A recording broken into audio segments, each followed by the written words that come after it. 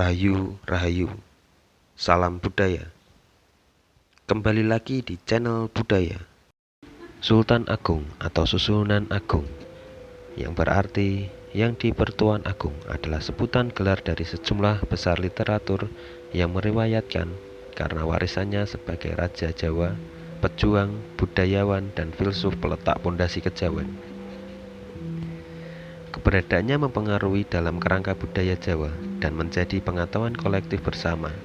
Sastra Belanda menulis namanya sebagai Agung the Great. Atas jasa-jasanya sebagai pejuang dan budayawan, Sultan Agung ditetapkan menjadi pahlawan nasional berdasarkan SK Presiden nomor 106/TK/1975 pada tanggal 3 November 1975.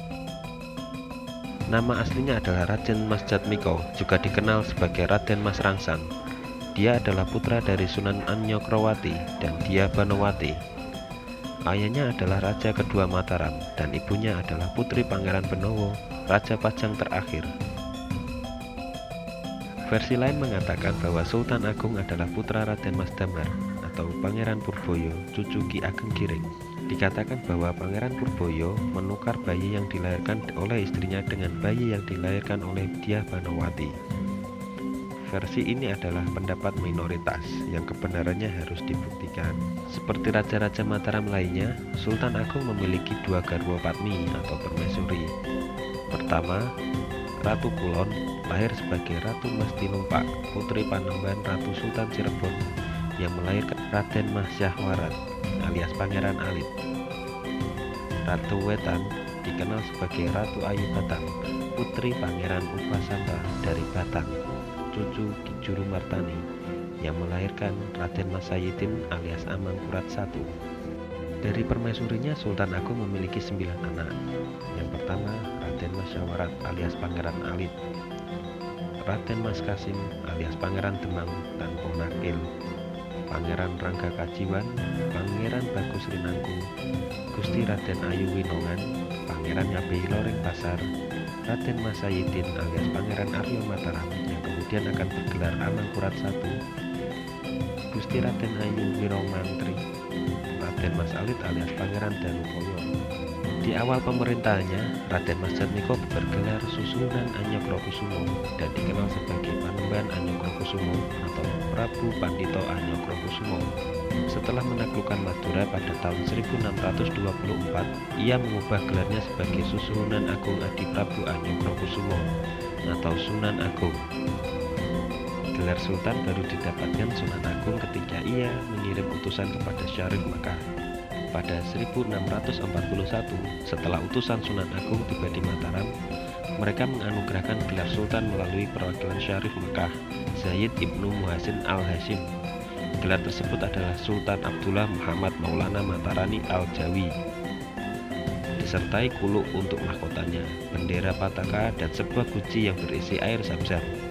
Guci yang dulunya berisi air zam-zam itu kini ada di makam Astana Kesultanan Agungan, diimukiri dengan nama Enceh Kiai Mendung. Raden Mas Rangsang naik tahta ketika ia berusia 20 tahun, menggantikan saudara tirinya, Pangeran Martapura, yang menjadi Sultan Mataram ketiga selama 1 hari. Raden Mas Rangsang secara teknis adalah Sultan Mataram keempat, tetapi ia umumnya dianggap sebagai Sultan ketiga karena penobatan saudara tirinya yang tunagrahita hanya untuk memenuhi janji ayahnya kepada istrinya, Ratu Tulungayu, ibu Pangeran Martapura. Pada tahun kedua pemerintahan Sultan Agung, Patih Mandraka meninggal karena usianya yang sudah tua, dan posisinya sebagai patih diduduki oleh Tumenggung Singoranu. Ibu kota Mataram pada era penobatannya masih berada di Kota Gede. Pada 1614, sebuah istana baru dibangun di Karta sekitar 5 km arah barat daya Kota Gede yang mulai ditempati 4 tahun kemudian. Pendudukan Belanda di ujung barat Jawa sepanjang Banten dan pemukiman Belanda di Batavia merupakan wilayah di luar kendali Sultan Agung. Dalam upayanya mempersatukan Jawa, Sultan Agung menyarankan Banten yang secara historis sebagai daerah bawaan Demak dan Cirebon, namun semenjak kedatangan Belanda, mereka berdaulat atas Banten.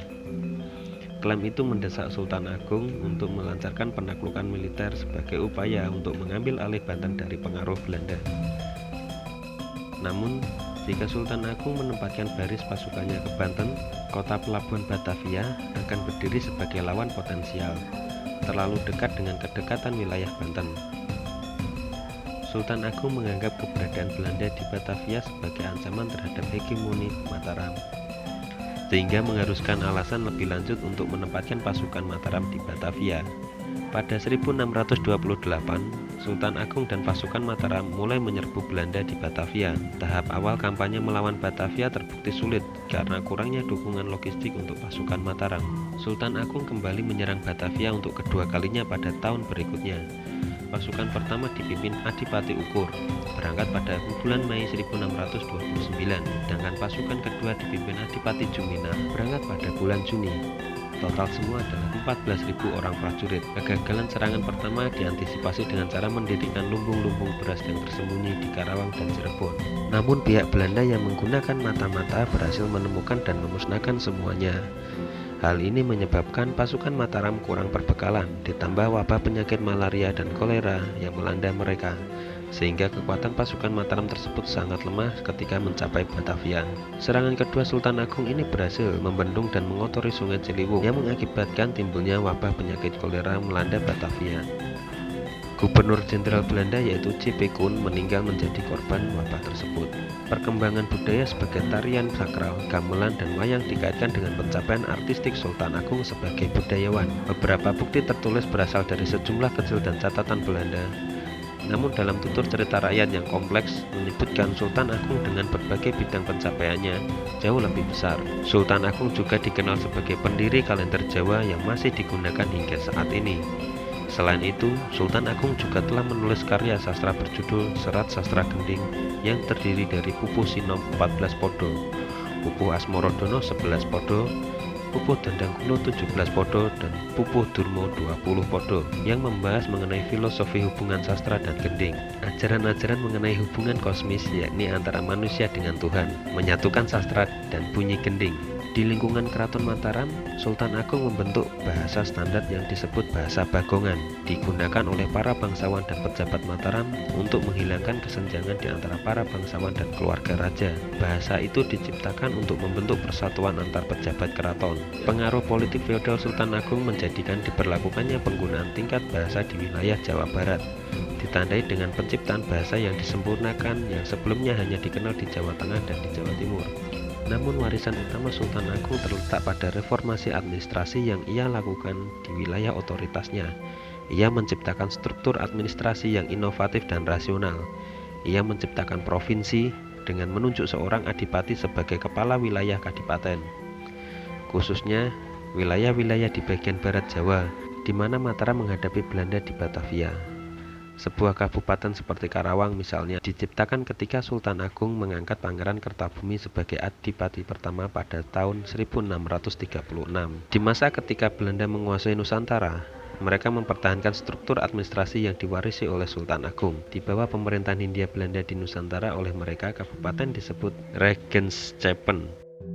Gelar bupati umumnya terdiri atas nama resmi, misalkan Sastradiningrat. Dalam kasus Karawang didahului oleh Raden Arya Adipati, maka Raden Arya Adipati Sastradiningrat atau disingkat menjadi RAA Sastradiningrat. Kata adipati bertahan dalam sistem pemerintahan kolonial. Setelah kemerdekaan, pemerintah Indonesia mempertahankan istilah kabupaten, tetapi membubarkan residen pada tahun 1950-an, sehingga kabupaten menjadi subdivisi administratif langsung di bawah provinsi. Undang-undang tentang otonomi daerah yang diundangkan pada tahun 1999 memberikan contoh otonomi tingkat tinggi kepada kabupaten, bukan kepada provinsi. Warisan Sultan Agung ini diakui oleh pemerintah Indonesia hingga saat ini.